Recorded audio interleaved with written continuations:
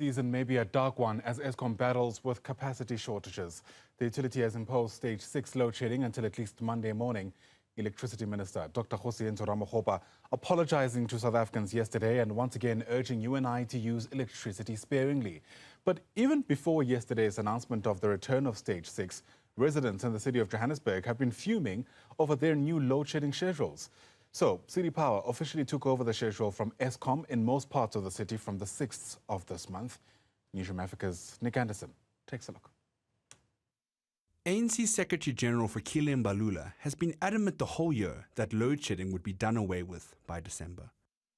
Well, we are now just a few days away from December, but the country was plunged back into stage 6 blackouts on Friday.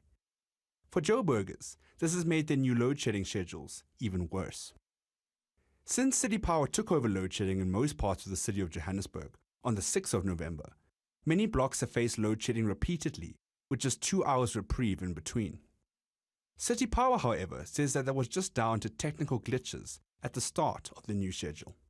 There were some glitches in terms of some of the blocks whereby some of the customers were basically load shed frequently in a space of six to 8 hours. They had about 4 hours squeezed in that, so they'll be off for 2 hours, on for the next 2 hours, and then off for the next 2 hours. So that was the inconvenience that basically came about with that load shedding schedule, and it was purely because of the technical complexities that we had to deal with when we're dealing with this.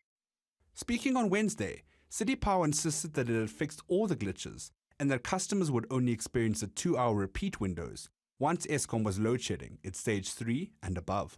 Immediately after we issued that communications to say we're taking over, we did acknowledge some of these glitches, and we did promise the customers that we're going to work to ensure that we rectify these issues. And I'm happy to say that by last night we had already completed this exercise, and we basically managed to address that issue of 2 hour on, 2 hour off, 2 hour on glitch, and the customers will not experience that at least until stage 3.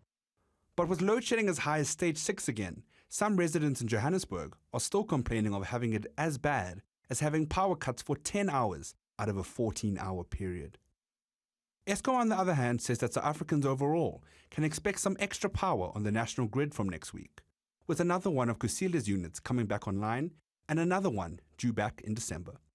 For Newzroom Afrika on Channel 405, I'm Andersen in Johannesburg.